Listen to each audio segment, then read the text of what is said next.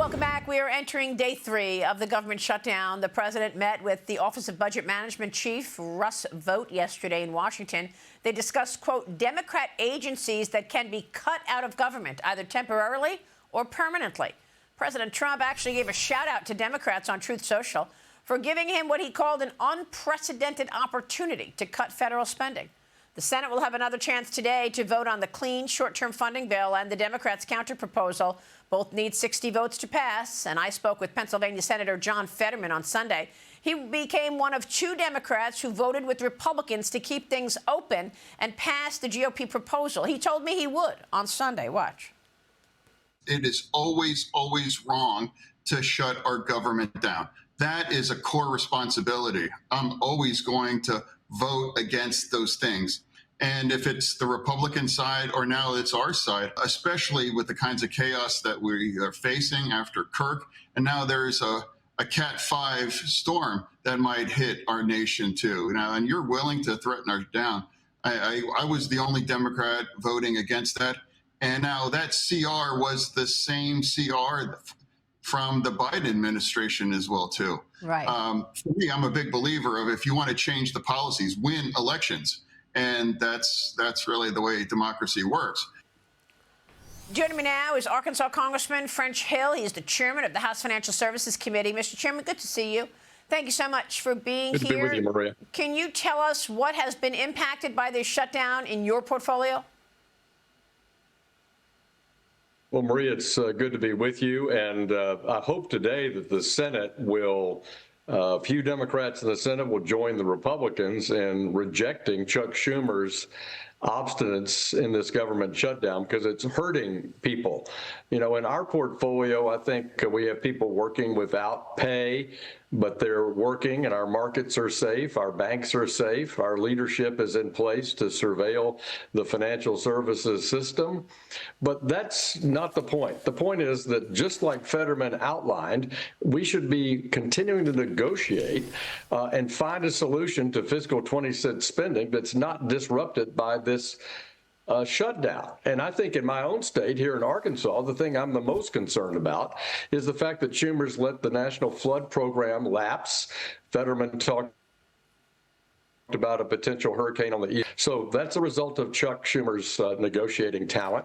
And secondly, our farmers. John Bozeman, our senior senator from Arkansas, is working mightily with the administration to find a path to help our farmers as they enter a terrible harvest season again in terms of price and profitability for the farmers. We have surplus crops from last year, we have low prices, and we have high costs as a result of Ukraine's invasion by Russia.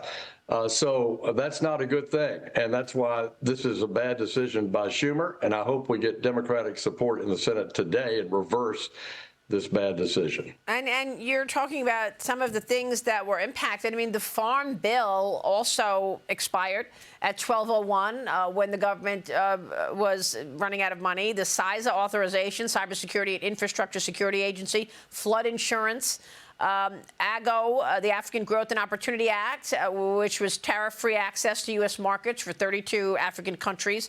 So there are serious issues as a result of this. How long do you expect this to go on if, in fact, this upcoming Senate vote fails again? Well, we'll see the American people are against Schumer's position. Independents, Republicans, and Democrats, all in the New York Times polling from last week, felt like this was an absolute bad decision, 65% rejecting Schumer's argument. What is Schumer arguing? He's arguing to reverse all the waste, fraud, and abuse sections of our budget reconciliation bill, the big, beautiful bill, which reduced fraud, waste in the Medicaid program, encouraged work. These were common sense things that 80% of Americans support. And in fact, what's one of those items? Despite his best statement that it's untrue, the Democrats do support expanding Medicaid to illegal people who are here, illegal aliens that are here in the United States. Yeah. And I thought your tape with Mike Johnson outlined it perfectly. This is what the argument is. So if Fetterman's right and elections have consequences, President Trump won the popular vote, the electoral college vote, the swing states. He's securing the border. He's securing our national security. He's opening up new markets. And as noted, he's going to cut the budget and try to get the budget back towards balance. Yeah, exactly. It's hard to understand why they're so against the president's agenda when, in fact, things feel pretty good.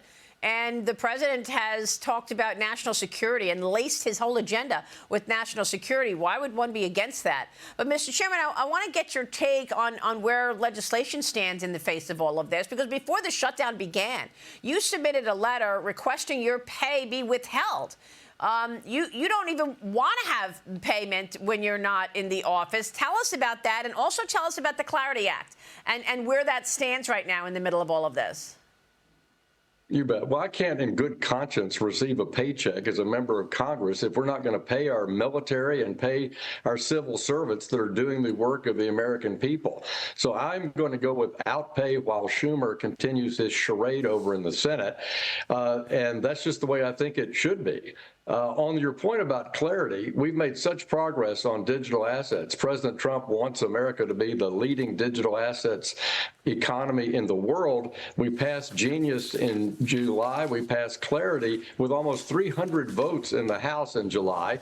And now Tim Scott, the chairman of the Senate Banking Committee, Cynthia Lummis, the subcommittee chair for digital assets, are putting together a Democratic and Republican coalition to pass Clarity in the Senate, give us a market framework bill that, when combined with Genius, will lead to President Trump's objective, of my view, of leading the world in digital assets innovation.